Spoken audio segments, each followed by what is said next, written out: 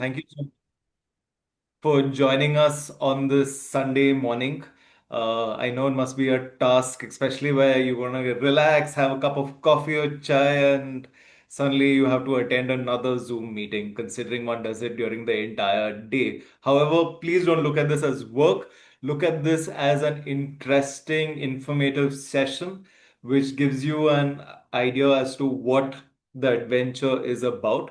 Um, what we've done is that we've got a couple of people who are joining us for the Markha Valley trek, and also a couple of people in the group who are going to be not just doing the Markha Valley trek, but aspiring to reach the top of the highest mountain at the end of the valley called Kang Yatse II. Kang Yatse is this beautiful mountain that is located at the head of the valley, and it's divided into two parts, two summits, Kang Yatse 1 and Kang Yatse 2.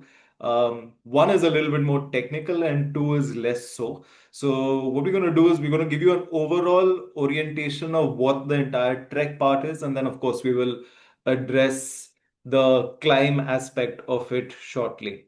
So what we're going to do is kick this off with a small little video which I have for you, which will help set the context, and then we'll jump into a presentation.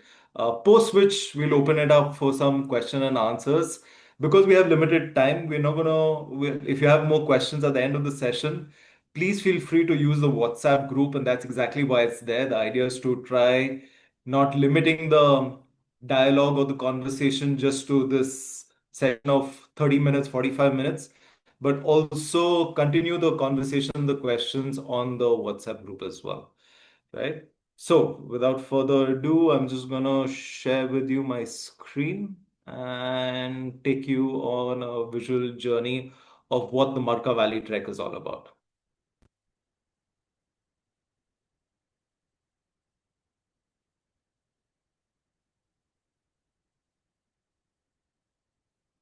Imagine trekking on planet Mars. That's exactly what the Markha Valley trek looks like.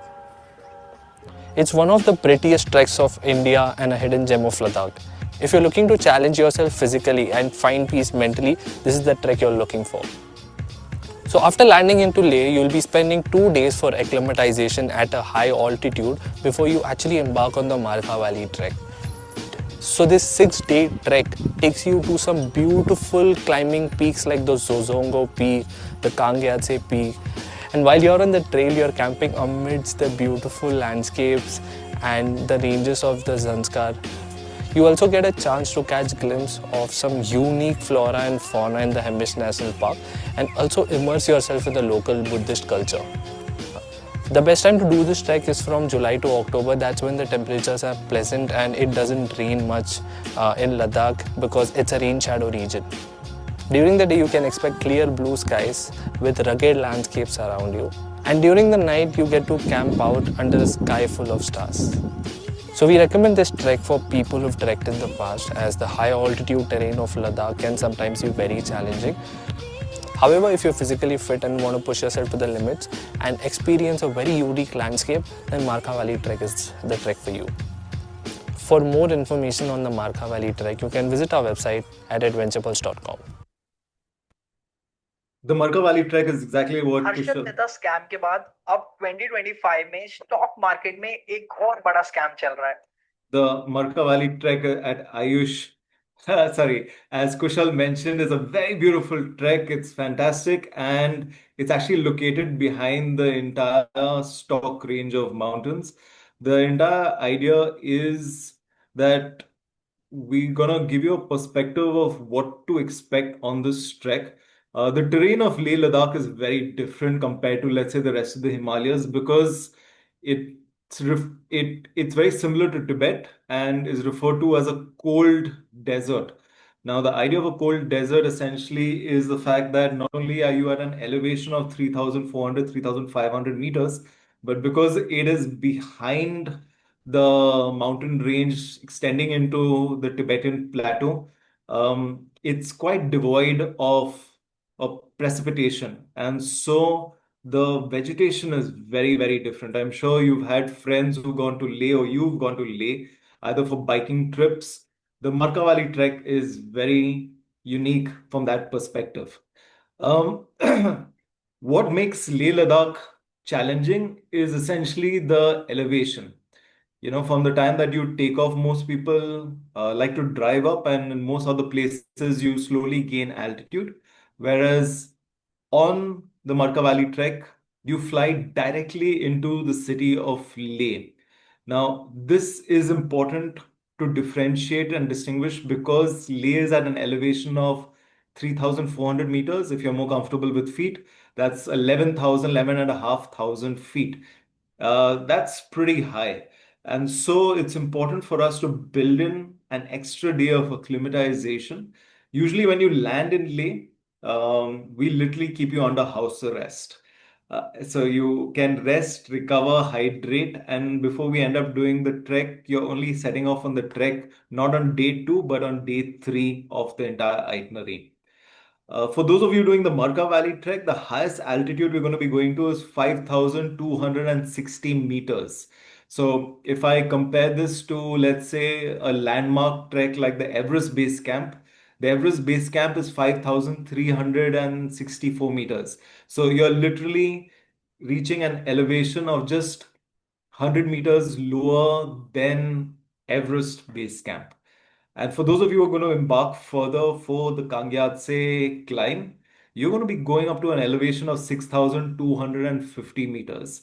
That is a very respectable height. Just to give you a perspective, the highest mountain of Europe, which is Mount Elbrus, is 5,642 meters. The highest mountain of Africa, which is Mount Kilimanjaro, is 5,985 meters. So you are actually going to be reaching an elevation higher than both these two mountains. The total duration is about 8 to 10 days, depending upon whether you're just doing the Markha Valley trek or extending to do Kang Yatse. And accommodation over here, unlike, let's say, Nepal, for some of you who've trekked in Nepal where you have tea houses, over here you're going to be staying in hotels while in Leh, but during the course of the trek, you're going to be staying only in tents. Now, when I say tents, I basically mean everything: your sleeping tents, the dining tent, the kitchen tent, and even the toilet tent are things that we are going to be physically carrying with us. So this is usually referred to as an expedition style of trekking, where your entire team is fully self-sufficient. So accordingly, we will have porters, we'll have ponies that will help transport our equipment and gear from campsite to campsite. So this is actually a really interesting perspective of altitude of the entire itinerary. So if you see, you start off at 3,500 meters. The first day you reach Markha, which is about 250 meters higher. The next day there's a big jump to Thachungse of 4,376 meters. You have Nimaling, which is 4,800 meters. Now, for those of you who are doing Markha Valley, the great thing about being part of our expedition is you're not just restricted to Nimaling. We'll actually take you to Kang Yatse Base Camp, which is at 5,100 meters. And of course, the idea is to take you slowly and steadily and make sure you are fine. But this is really great because usually most treks don't allow you to get to this kind of elevation. So not only do you have an opportunity to trek through the Markha Valley and have a beautiful experience, but also slowly and steadily you're going to be increasing your endurance to a higher elevation. So if in the future you are considering some of the higher mountain treks, like say the Annapurna Circuit trek in Nepal or the Everest Base Camp trek, you already got this kind of exposure to what it's like to live, trek, and sleep above 5,000 meters. For the for the Markha Valley trekkers, you are also going to be crossing a pass. It's called the Kongmarula Pass at 5,260 meters. This is great because usually when most people are doing the Markha Valley trek, they go up to Nimaling and then directly go over the pass. However, in our plan and in our itinerary, because you've got an exposure to what it's like to be at Kang Yatse Base Camp, while crossing the Kongmarula Pass, you do not feel the effects of the high altitude as much as you normally do on the regular itinerary. The entire trek ends at this destination called Chokdo. That's where the road head is. Earlier, people had to trek all the way to the Hemis Monastery, but now there's a road access all the way to Chokdo. And then, of course, from Chokdo, we pass the Hemis Monastery and culminate the trek in the city of Leh. Day one and day two is what I mentioned earlier. The idea is that we will greet you at the airport, take you to the hotel, and then good parents, we will make sure you are under house arrest in the hotel, at least for the first day. This is important because the idea is that we don't want you to get too excited and want to go sightseeing all over the place. We want you to rest and recover because there's a huge elevation jump. So the idea is to spend the day just resting, relaxing, drinking lots of water.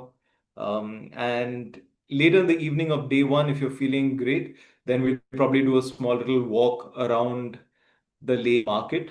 Day two is also spent in terms of staying at the elevation of 3,400 meters. We leave it open if somebody wants to sightsee and relax in Leh market or visit some of the local monasteries. There are a lot of options to do over here. The idea is that we also want to remind you that this is a holiday. And so it gives you an opportunity to slowly ease into the trek. This is critical because this is also part of the acclimatization plan, which is basically getting used to this very new, very different kind of environment. For those of you who've been to Leh before, I'm sure you know what it's like to experience a sudden change in elevation. And those of you who've not been to Leh before, well, this is kept intentionally to make sure that by the time we start the trek, you're well adjusted to not just the elevation, but the cold, the air, the dryness, so that when you're walking on day three, you don't feel the challenges as much of the elevation. Now, the great thing about the Markha Valley trek is that the trek actually follows the course of the Markha River. And the picture that you see is pretty much what the trek trail looks like. I mean, a large part of it is dry and arid, but wherever you have a water source on either side of it, you have this really beautiful green, lush banks, which create this amazing contrast between the sky, the mountains, and of course the campsites. For me personally, I love the Markha Valley Trek because it's definitely one of the prettiest camping sites all along the trek. I mean, from Markha to Thachungse to Kang Yatse Base Camp to Nima Link, each one of the campsites are absolutely pretty and stunning. In fact, very often when you come back, the question that we end up asking is, okay, which was your favorite campsite? And it's always a very interesting debate. Day three is when we are going to be driving from Leh and going across into the Markha Valley and stopping at Skew. And then from Skew, of course, uh, in fact, the road now is extended to a place called Sachin. So we will get off at Sachin and then continue the trek. The first day is quite a relaxed day. So you spend about just 2 hours trekking up to the Markha village, and that's where we set up campsite. Day four is a longer day, and it's good because you need to have a longer day as well. Because if you notice, day one, you've been resting in Leh, day two has been some sightseeing, day three is a short day. So by day four, we feel that you are well acclimatized to take on a challenge of walking from Marka. A lot of camps, a lot of teams just stay at Hankar, which is a small little village in this area. But we push a little bit further than Hankar, another 2 hours to reach the Thachungse campsite. And Thachungse campsite has no homes over there. It's just this beautiful campsite. In fact, the picture that you're looking at is actually the Thachungse campsite. Day five is a day that we keep flexible depending upon how the team is doing. Either we go to Nima Link, and if the team is doing really great, then we can even go along to Kang Yatse Base Camp, depending upon how you're feeling. Whereas that way you get an exposure of what it's like to be at higher elevation, and that's how you end up continuing from Kang Yatse Base Camp is when the climbing itinerary starts for the climbers, and so we spend some time getting used to the equipment, drilling you down, and then of course pushing on to the summit. As far as the trekkers are concerned, after spending a day at Kang Yatse Base Camp, we take you down to Nima Link. You spend a night over there and then continue over the Kongmorula Pass to reach Chokdom. Now, because our itinerary is a little bit more extended than the standard itinerary that most people have to the Markha Valley, we've intentionally built in some amount of flexibility into the plan because, as you know, in the mountains, for all of you who've been there before, you never know how the weather can change, and therefore it's important to be able to adapt to a very rapidly changing environment and also ensure that we have enough buffer to make sure you are safe. So these are some of the pictures and glimpses of the trail. In fact, if you look at the top left corner with the red and yellow tents, that's the Markha Valley campsite. The next top picture where you see people just lounging in the on the ground, that's actually the trail that leads up to Kang Yatse base camp. If you look at the bottom corner where the prayer flags, that is a picture of Kang Yatse base camp. And in the background, you can see the top of Kang Yatse, or well, the middle of Kang Yatse peeking out through the clouds. And of course, you get some spectacular stellar sunsets on this trail. So if you are an avid photographer or an aspiring photographer as well, and have a cool, well, nowadays nobody uses point and shoots. It's all about phone cameras. But the brilliant thing is that you don't really need to have an iPhone 17 or 18, or which is the latest model. If you have a regular phone as well, you just point it in any direction, take a picture, and it looks like something straight out of the Nat Geo magazines. For those of you attempting to climb Kang Yatse, okay, so just to give you a quick overview, if you look at the background of this picture, that's what Kang Yatse looks like from the base camp.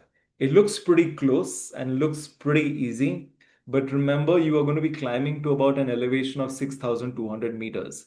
So, for those of you who signed up for the Kang Yatse climb, this is the first word of caution. Please take fitness and your training very, very seriously. We have a little bit over a month. So it is not an easy climb. It is a tough climb. A lot of blogs say it's a trekking peak. And most people think, okay, trekking peak means I can trek to the summit. That's not correct. Yeah, basically a trekking peak basically means that, you can trek up to the base camp. And then from the base camp to the summit, you can do it in 24 hours and be back. This is very different from bigger mountains like Nun, Kun, and Kargil, or let's say Everest, where you spend multiple days setting up intermediary camps like Camp 1, Camp 2, and Camp 3 along the way. And that's the biggest distinguishing factor between a normal climbing expedition and a trekking peak climbing expedition. So the climb from base camp is split into three parts.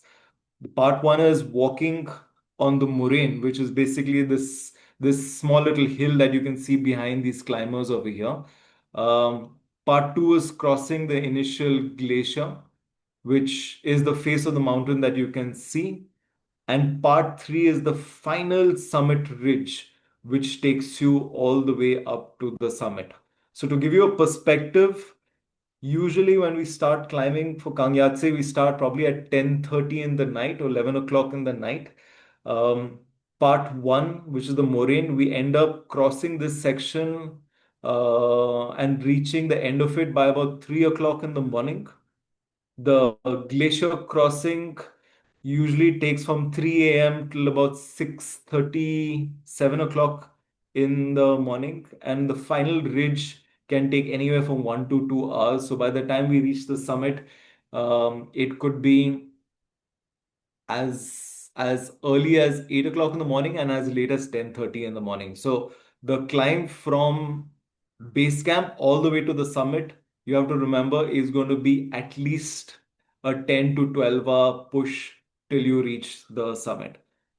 This is very different from trekking because remember, one, you are climbing through the night.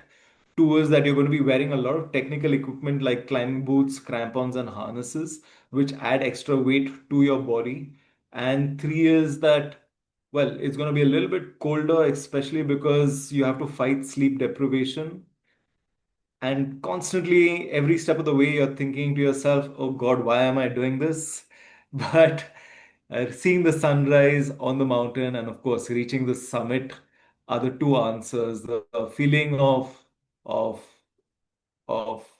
achievement, the feeling of being able to have overcome all those doubts, all those anxieties, and actually reaching the summit of Kang Yatse definitely is the reward that you're expecting. When you reach the summit, it's fabulous because not only do you see the entire mountain ranges of Leh Ladakh, you can even see into the Karakoram range, which lies in Pakistan.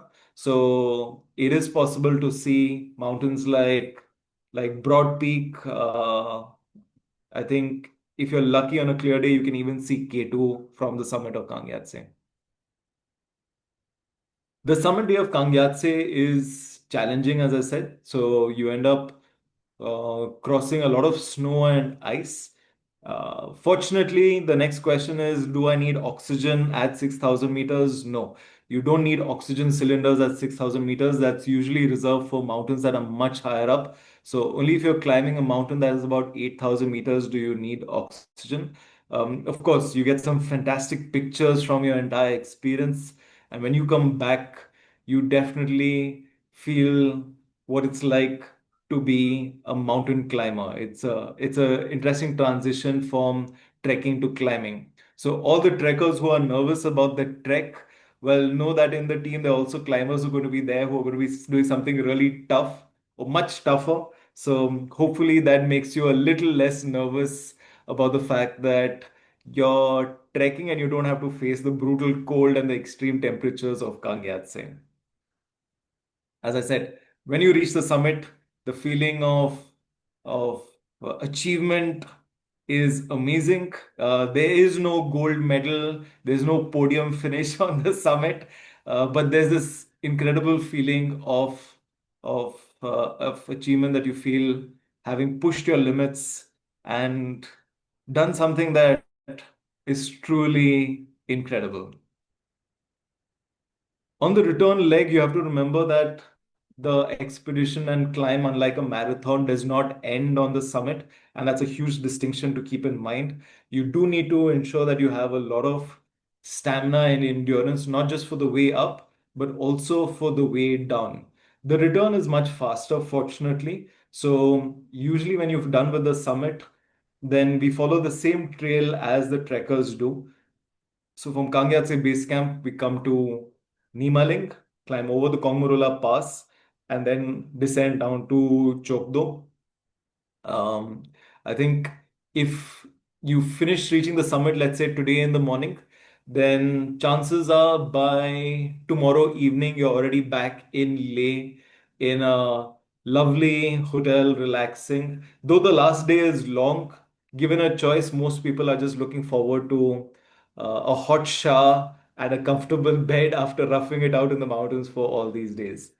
Depending upon how much time you have, and whether you have to get back to work or not, you can either extend your itinerary and get a chance to relax and do some sightseeing in Leh, or you catch your flight and we will make sure that we make arrangements for you to reach the airport on time.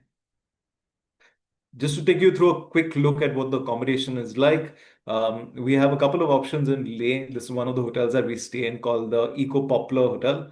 Um, there are a couple of other options that we tie up with. So, comfortable hotels, beautiful places, and of course, the main attraction is the accommodation of living in a tent under a sky full of stars.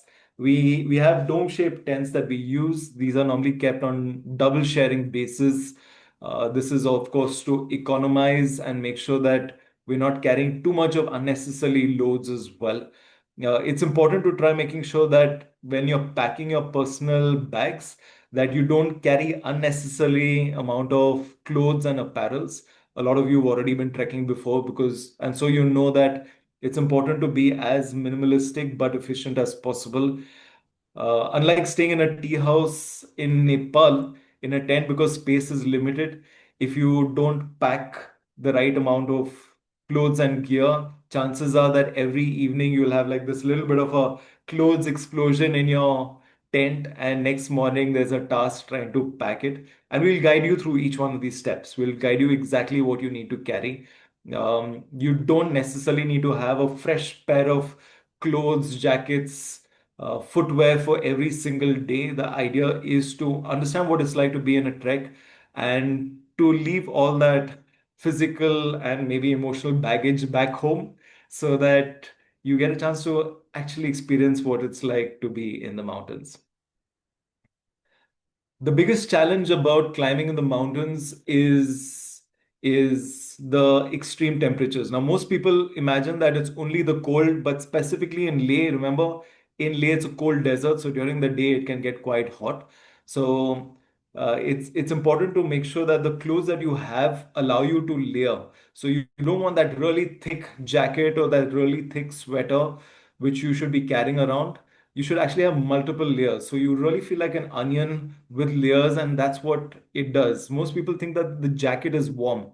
It's not that the jacket is warm, it's you. You are the one who's generating heat, and the clothes are just trapping that heat like layers around you. So, thermals, one, if not two pairs of thermals, t shirts, of course. Ideally, full sleeves because the Leh sun can be very intense, Ladakh sun can be very intense and can burn you. So, good idea to have layers. Fleece jacket for the evening, and of course, a down jacket. It's important to have waterproof jacket because even though Leh is a cold desert, you never know when the temperatures can change and when it can rain as well or snow. And so it's good to be mentally prepared for any change in the weather. Socks, whether woolen socks or normal socks, sports socks, but it's very important not to have low ankle socks but high ankle socks. Um, Fleece gloves are great. Insulated gloves for climbers, of course. A buff is good, if you have a thin buff for the day, which protects your neck and prevents sunburn from happening. And in the evening, if you have either the same buff or a thicker buff, definitely helps. Besides a pea cap for the sun, in the evening, if you have a woolen cap, that's great because you do want to keep your head covered and your ears protected. For the climbers, climbing gear is good to have and important. For a lot of Very often when climbers come climbing with us, invariably they have their own gear. But for some of you who are first time climbers, don't worry, you can rent gear in Leh Ladakh and we will help you with this process. But again, there are two, three different shops in the main Leh market, and depending upon the quality of gear, whether you have some of the older boots, climbing boots, or some of the newer, lighter climbing boots, the rental equipment can vary accordingly. So, just to give you a perspective of what kind of gear you need to have, and this is great information for the trekkers as well, in case you are tempted to join us for a climb either now or in the future. So, mountaineering boots are very important. This is very different from trekking boots because they're stiff and therefore protect you against walking in snow and ice. Crampons are spikes that attach to the climbing boots. Gaiters are optional. Usually in Kang Yatse, you don't really need gaiters. A head torch is great, both for the trekkers and for the climbers, so that you can see in the night and are hands free as well.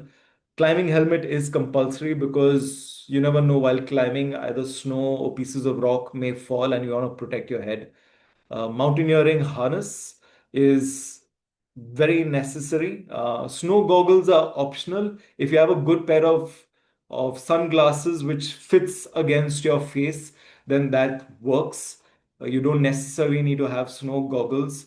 I would avoid wearing Ray-Ban aviators on a climbing expedition because there's too much of gap on the sides, and if there's a little bit of wind, then you may get snow in your eyes. Trekking pole is important, and it's a good idea to have that.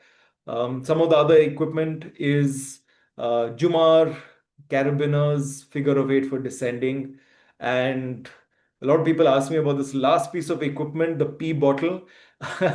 This is optional. This depends upon how comfortable you are waking up in the night and going out of your tent to use the loo. Or if it's exceptionally cold, you normally need this on higher mountains, but it's not a necessary piece of equipment, but it's a good piece of equipment to have in the future. So yeah, I mean, in a nutshell, this is just quickly taking you through what the climbing expedition is all about.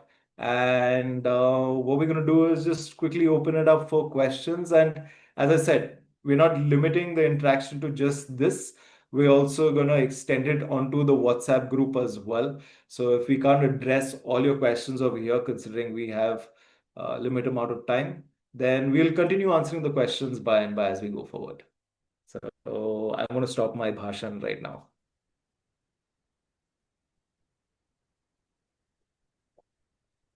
Questions? Hi, Samir. Reshma here. So, what is the total kilometers for the Markha Valley that we are walking? The total kilometers approximately, if I'm not mistaken, is about 50 to 60 kilometers. Because we add the extra loop of Kang Yatse base camp, I will get back to you in terms of the exact kilometers that Ayush will share with you on the group.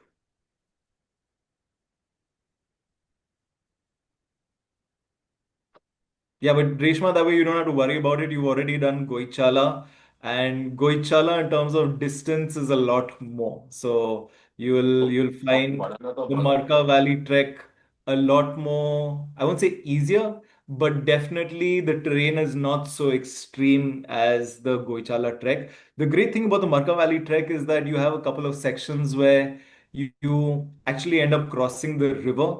So it's good fun because you stop at a bank, pull off your shoes, you know, get together and then cross a small little stream up to your ankles and shins and get to the other side.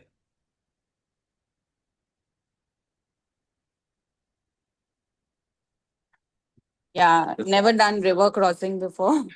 Let's- Sanjay sir, you're on mute.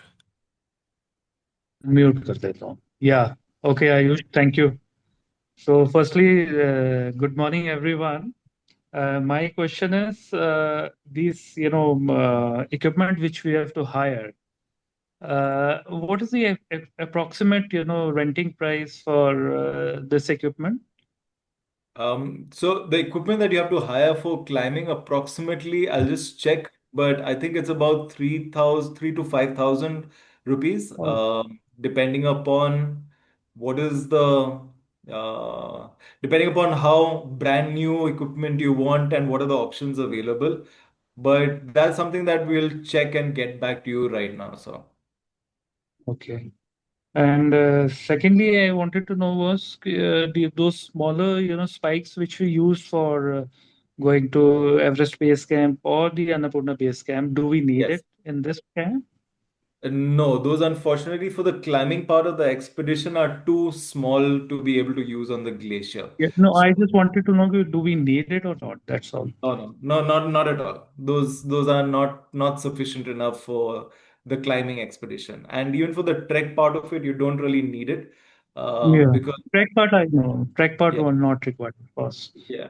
And Usually on the Kongurala Pass, if you're trying to cross the pass now in July, that's when you have a lot of snow and ice on the Kongurala Pass. But okay. by August, when we do it, then there won't be any snow and ice on it. Sorry to interrupt, And guys. lastly, The yeah, meeting might end in like about 30 seconds. Just rejoin with the same link. Thanks, Ayush. okay. And thirdly, congrats on your book, the best-selling book. I have already read it, and I will suggest everyone to go. You So can, really yeah. appreciate the fact that you've read the book and thank you for recommending it to everyone. No, no, it is definitely a very good book. Very, I can say motivating, and I don't know. You guys went through a lot. You guys went through a lot. A lot of perseverance. Lot of perseverance, I must say. I think it was much tougher to sit down and write about it than to go through it. We ended up climbing Exactly. Everest in 3 years, I but can. writing the book took us 5 years. I can understand that. I can understand that. So that's all from my side, and Sure, somebody else can take on the questions. of course.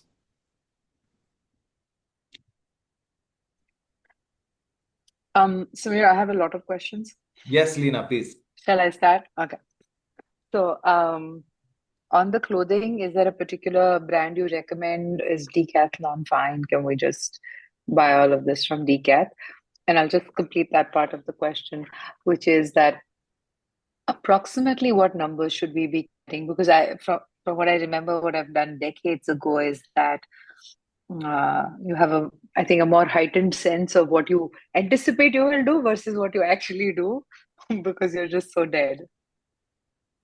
So, to answer your question, yes, decathlon is a good option, but my Mm. recommendation is don't go crazy buying everything brand new from Decathlon. Honestly, um, clothes that you're used to wearing, you're comfortable wearing, it's better to have clothes like that rather than having absolutely brand new clothes for the trek.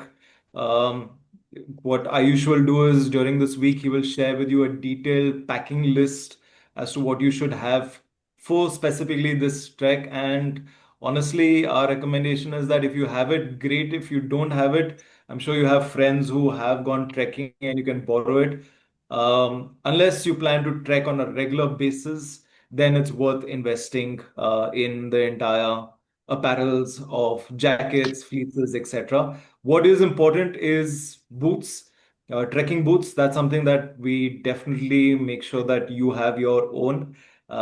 If you have old boots and you're not too sure whether the sole is good or not, start wearing it from today and tomorrow just to make sure Yeah. that it doesn't open up on the trek. And if you have brand new boots, start also wearing it from today and tomorrow so that it starts taking the shape of your feet and you don't get shoe bite during the course of the trek. Ideally speaking, the boots are something, or trekking boots are something that's important. The rule of thumb or the rule of toe in this particular case is that ideally it should be water resistant, if not waterproof. The second thing is that it should give you a good grip and have therefore thick sole. Sneakers is not recommended. The third thing is that it should be either half a size, if not one size bigger than your existing shoe size to allow you to wear thicker socks, or if you're wearing it for a long time your feet tend to swell. And the fourth most important thing is that I recommend high ankle trekking boots as opposed to low ankle because the terrain can be a little uneven, and the last thing you want is to twist an ankle on the trek. Most people already have trekking boots, but if you don't, then that's something that's critical to invest in, like as of yesterday. Got it. And for the night clothes, like, I think you've given us a lot of information about the day clothing, but what about night? How cold does it get? And So yeah. especially once we camp, right? Like, we'll typically change out of the clothes because they might be damp or. Absolutely. So, as you correctly Mm. said, usually, you can wear a pair of thermals as night clothes, have a separate set of clothes for the night. I tend to be a little bit more uh, optimum in my packing, where I'll use a couple of trekking clothes that I plan to wear maybe 2 days or 3 days down the line for the night, so that I don't have a separate pair of pajamas that I'm going to be wearing. It Yeah. goes very against typical packing or sleeping sentiments of sorts, but that's the idea of optimizing your clothes as much as possible. In the night, you're going to be sleeping in the tent in comfortable sleeping bags. So, contrary to popular perception, the night is actually going to be quite comfortable. It's just that in the evening, when you're roaming around the campsite and stuff like that, that's when you're ending up putting on a lot of your layers. But you don't Got it. specifically need to have a pair of, let's say, pajamas for the night. Yeah, yeah. Got it. Yeah. Couple of more questions is, and we continue, like, will you walk us through a little bit of the fitness routine regime that we should have? And until what day should we continue exercising? Is there some, like, do we stop a couple of days beforehand, or do we just continue until the last day? So as far as the fitness routine is concerned, invariably most people say start running. I don't like to run, so and I don't think you're going to be running in the mountains. So the idea is to play to your comfort level and strength as well. The best thing exercise to incorporate as your preparation is staircases, right? The more number of staircases that you can climb, the better it is for you, because at the end of the day, unlike running where you're running on a flat surface, over here the trail is going to be an incline or a decline. So from that perspective, I normally say that, I mean, a good rule of thumb is try getting as many flows into your daily workout as possible. Maybe, today start with 4 or 5 flows, and as every week progresses, keep adding another 10 to it. The target should be that between now and the final Markha Valley trek, you should be comfortable doing at least, I would say, about 50 to 60 floors and continuing with the rest of the day. The idea is more to try building up the big muscles in your body, your quadriceps, your hamstrings, and your calves, your stabilizing muscles also around your knee. Rather than doing too much of running. If you enjoy running, that's also great, but that makes a huge difference. The other thing is that whenever you're doing any workout, whether it's walking up the staircase or walking on a treadmill on an incline, also do carry a small little backpack with you, because very often you're so focused on the legs, you don't realize that you're going to be spending at least 5 to 6 hours every day with this backpack on your shoulders with about 2 kgs, 3 kgs, which will be a jacket, a water bottle, some snacks. And invariably, this gets ignored. So I would definitely say those are two recommendations. And then continue with whatever you enjoy doing, whether it's yoga, whether it's going to the gym, whether it's an evening walk, a morning walk, cycling, swimming. These are all great exercises. The idea is to try making it into part of your routine and into a habit rather than a chore where you have to wake up and go do it. Thanks. My pleasure. And then my last question, which I think actually Lavina had answered some time ago, but I'm asking it again. When should we, like, I have the itinerary written down. When should we aim to get into Leh?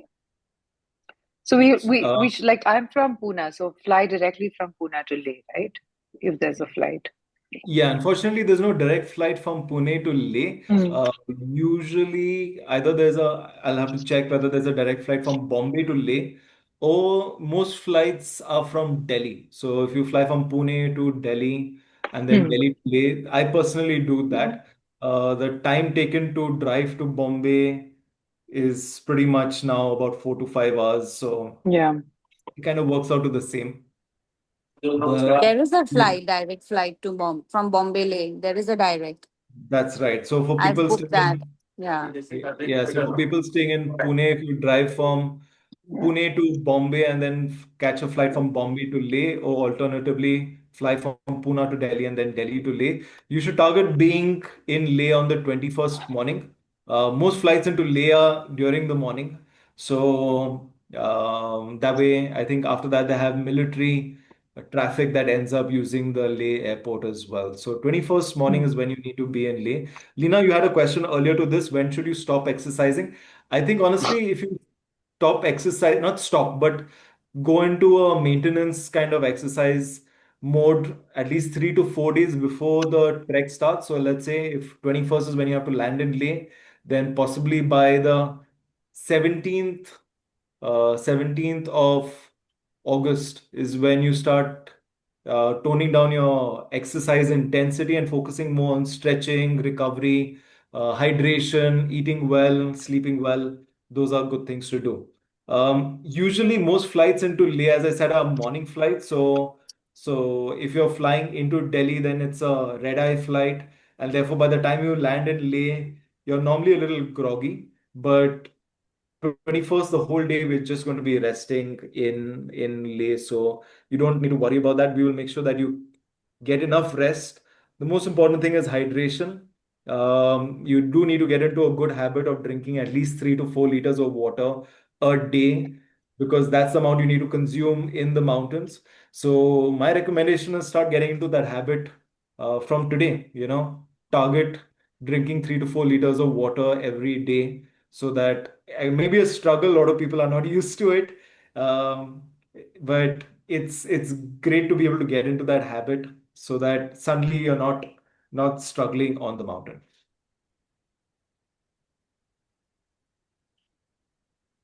Thank you.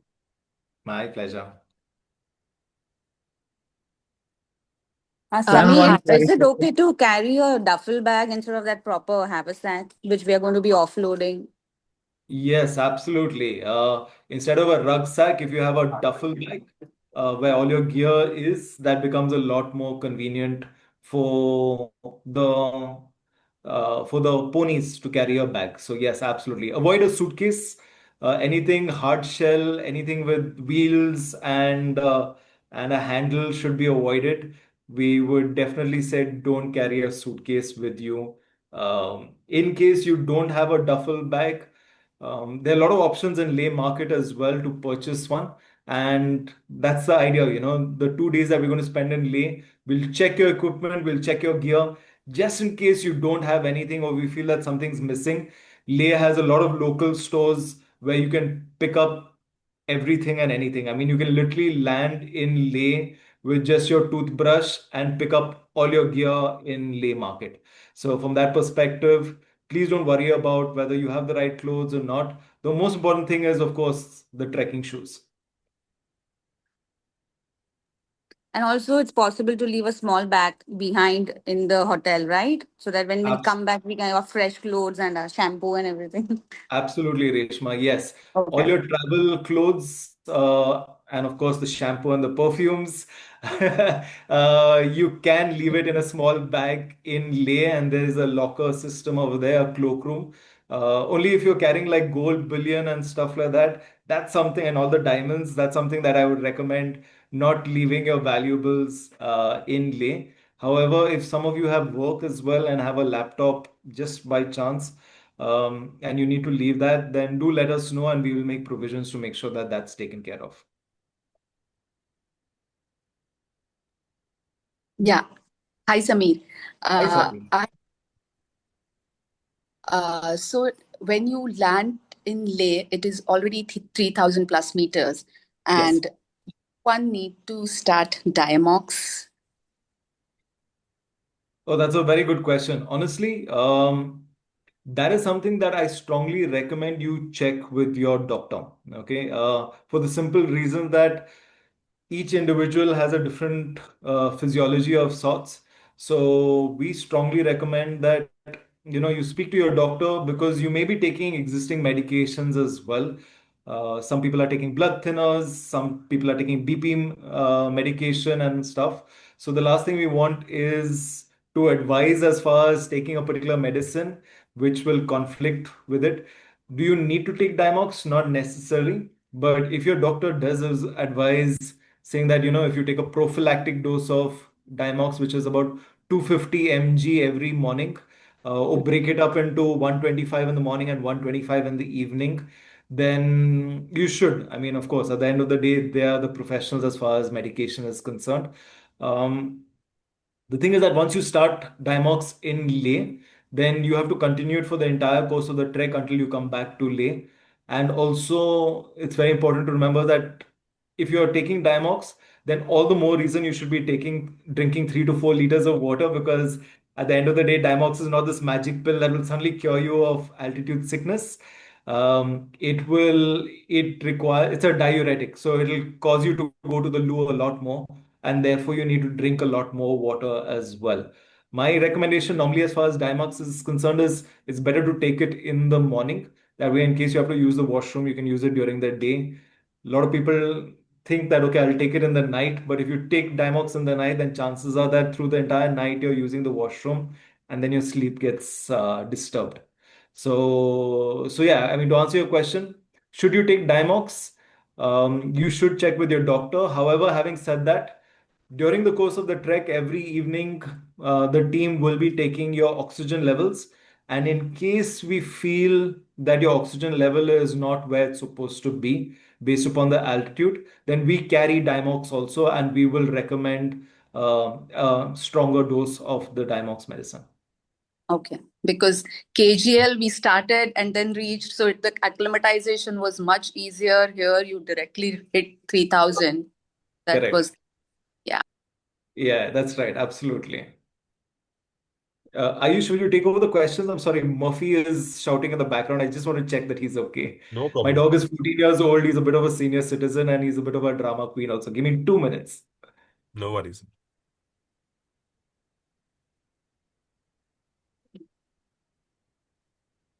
Yeah. Ayush, any I other was just a questions little first? confused about the departure date. Yeah, so it's actually 8 days, Lena, for the Markha Valley group. Yeah, So it starts on 21st. 21st and 22nd are the days you'll spend in Leh. yeah. 23rd, you'll be in Markha. 24th, Thachungse. 25th, Nimaling. 26th, you'll cross Kongmarula and camp. And then 27th evening is when you'll reach Leh. And then 28th is Hmm. when you can book your return. Departure. Okay. Cool. Thanks.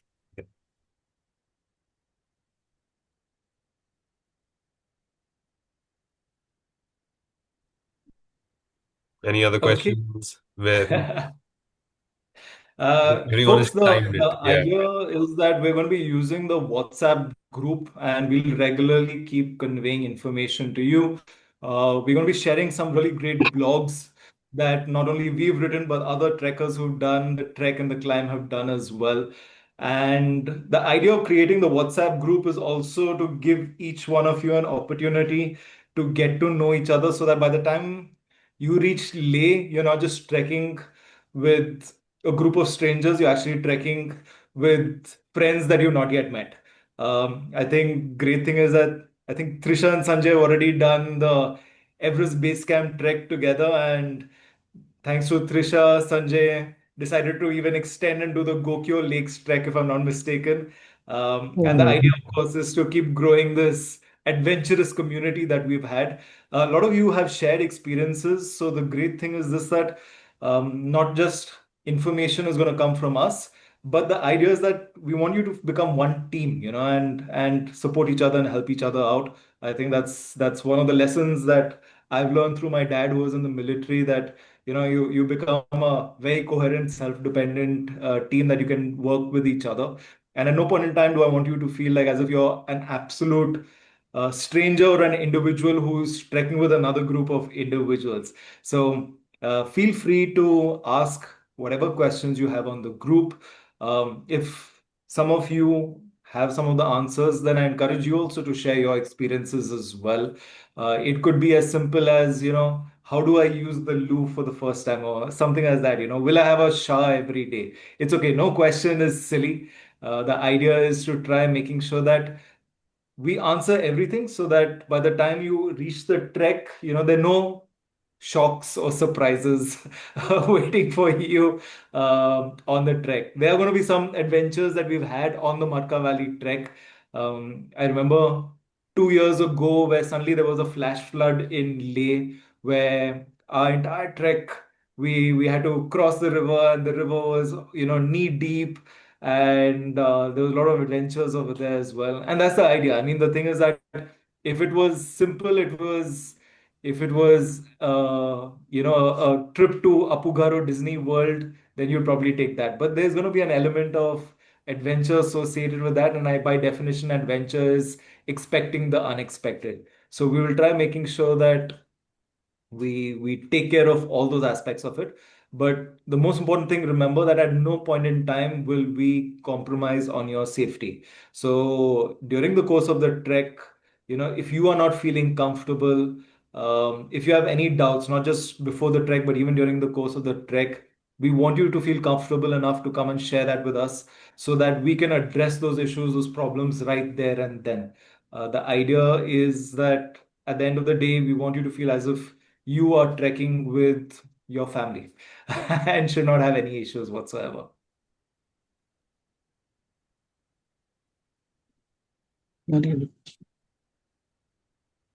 Okay, great, fantastic. If there are there any more questions? Not from me. Okay, fabulous. Okay, if there are no I'm good questions to. right now. Yeah, I'm good to. I'm good to. Okay, great. If there are no questions right now, okay, and like we get off the call and 5 minutes later, we're like, oh shit, I wish I had thought about this. Please don't hesitate. Put it up on the WhatsApp group. And trust me, besides me, Ayush, Lavina, Umang, as you can see, the team is here as well. We are very, very excited and very passionate about the mountains. And we'll be very, very happy to answer any questions. And on that note, we don't want to take any more of your time on a Sunday morning. Have a great weekend, what's left of it, of course. And we are really looking forward to seeing each and every one of you in Leh. Ditto. Same here. Thank Ditto. you. Thank you. Thanks, Samir. Thank you, Thank Thanks you. for everybody. Bye. joining, everyone. Thank you, Sam. Thank you, Bye-bye. Ayush. Take care. Bye bye. You Bye-bye. too. Thank